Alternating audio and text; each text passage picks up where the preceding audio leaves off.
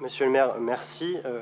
Remarque un peu dans la même veine, notamment sur la liste des contribuables proposés, sur une commission comme celle-ci, qui a quand même un rôle consultatif sur un sujet important pour nos concitoyens.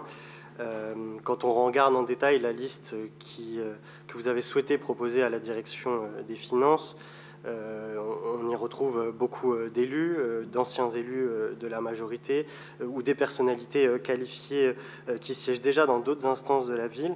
Et donc pourquoi pas s'ouvrir la possibilité sur des sujets comme celui-ci d'avoir une composition un peu plus ouverte ou d'avoir un processus de candidature un peu plus ouvert. Ça se fait dans d'autres villes. Des villes comme Toulouse, par exemple, font un appel à candidater ouvert à tous les citoyens pour une part des candidats à proposer à la direction des finances.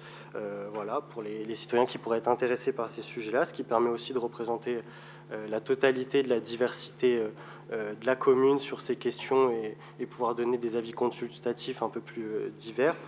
Nous aurions aussi, en tant que groupe, pu proposer des personnalités intéressantes. Donc voilà, peut-être pouvoir plus pousser sur ces représentations démocratiques. Et enfin, une question peut-être à la lecture de la délibération, et quand on regarde la liste, peut-être on n'a pas le détail sur quels critères ont été sélectionnés les candidats que vous souhaitez proposer à la direction des finances. Donc cette question, quels critères ont été pris en compte, hormis les critères légaux qui sont détaillés dans la délibération.